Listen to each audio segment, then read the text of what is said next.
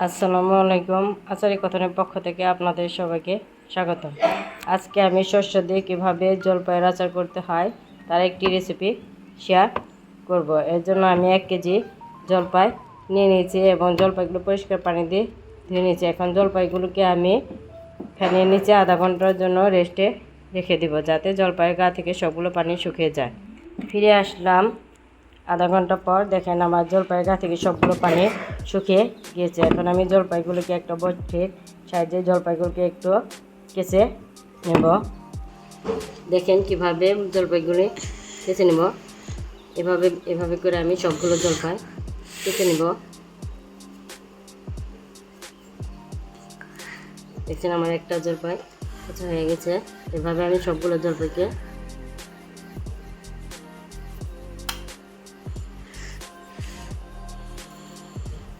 কেচে নেব। দেখেন আমার সবগুলো জলপাই এভাবে আমি বটি দিয়ে একটু কেচে নিয়েছে। এখন আমি গ্যাসের চুলায় একটা প্যান বসিয়ে দিয়ে একটা আচারের জন্য একটা মশলা রেডি করে গ্যাসের চুলায় প্যান বসিয়ে দিলাম। এখন আমি আচারের মশলা রেডি করার জন্য এখানে 4টা শুকনো মরিচ দিয়ে দিলাম, 1 প্যাকেট গোটা 5 ফোড়ন দিয়ে দিলাম। এখন 5 ফোড়ন মরিচটাকে একটু তেলে নেব। দেখেন আমার মশলাটা টালা হয়ে গেছে, সুন্দর একটা স্মেল বেরিয়েছে। এখন আমি এটাকে চুলা থেকে নামিয়ে নেব। আমার 5 ফোড়নটা ভাজা হয়ে গেছে। এখন আমি এটাকে ব্লেন্ডারের সাহায্যে গুঁড়ো করে নেব। সাথে আমি সরষেটাকে ভিনেগার দিয়ে ভিজিয়ে রেখেছিলাম, সরষেটাকেও আমি পেস্ট করে নেব।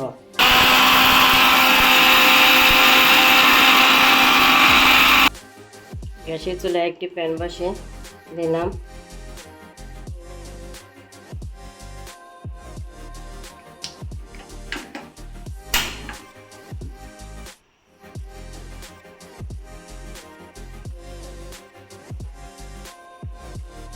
আমি এটাকে 1.5 কাপ পরিমাণ সরষের তেল দিয়ে দিলাম।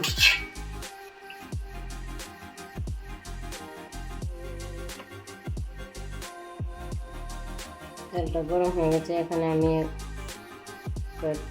আদা ফালি দিয়ে দিলাম।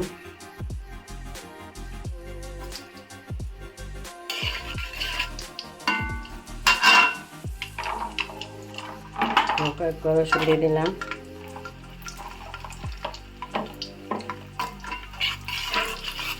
আদা এবং রসুনটাকে একটু লাল করে নেব। আদাটা লাল হয়ে এসেছে। এখানে আমরা একটু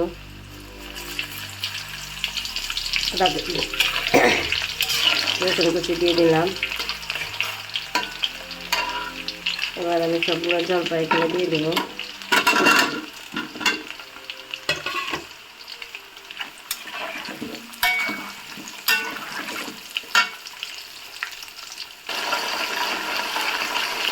এখন জলপাইয়ের কালারগুলো চেঞ্জ হয়ে আসছে। এবার একটা ঢাকনা দিয়ে ঢেকে জলপাইগুলোকে 10 মিনিটের জন্য সিদ্ধ করে নেব।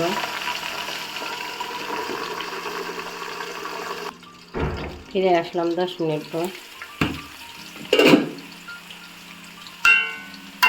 দেখেন আমার আচারটা প্রায় হাফ সিদ্ধ হয়ে আসছে। এই যে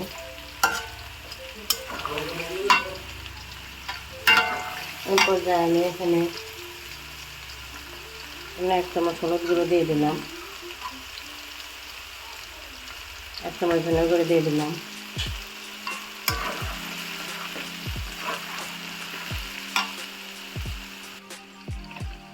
1 চামচ লাল মরিচের গুঁড়ো দিয়ে দিলাম।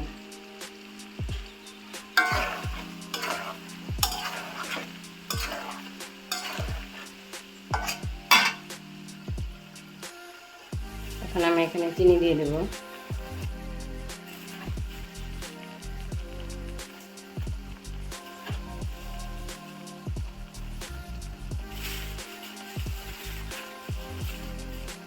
আমি 2 কাপ চিনি দিয়ে দিলাম।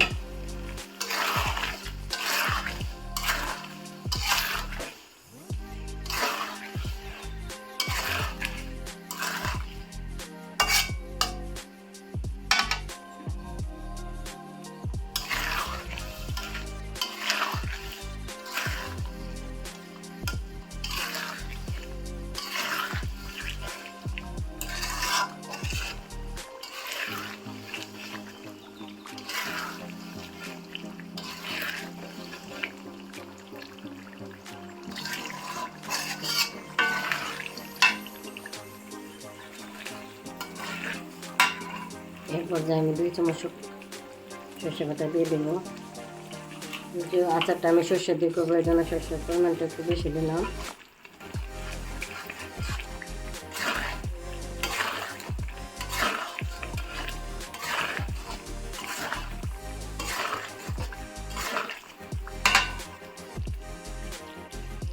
মতো লবণ দিয়ে দিলাম।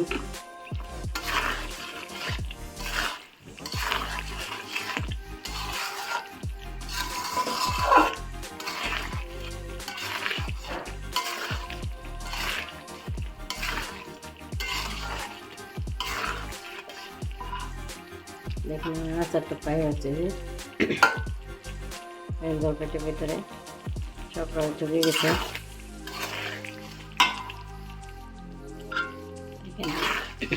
আমার আচারটা হয়ে গেছে। এখন আমি এরপরে 5 ফোড়নগুলো দিয়ে দেবো। আচারে যে মশলা করেছিলাম সেটাকে দিয়ে দেবো এখানে।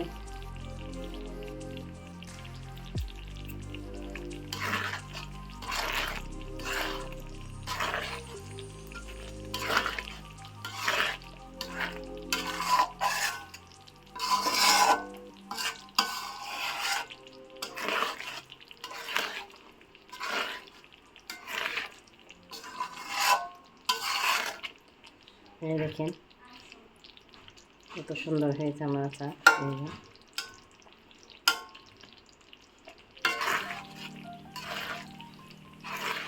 আমি আচারটাকে নামিয়ে নেব চুলা থেকে। এরপর যে আমি গ্যাসের চুলাটা অফ করে দিলাম। হয়ে গেল আমার সরষে দিয়ে জলপাই আচ্ছা। আমার ভিডিওটি ভালো লাগলে লাইক ও সাবস্ক্রাইব করে দেবেন। আল্লাহ হাফেজ।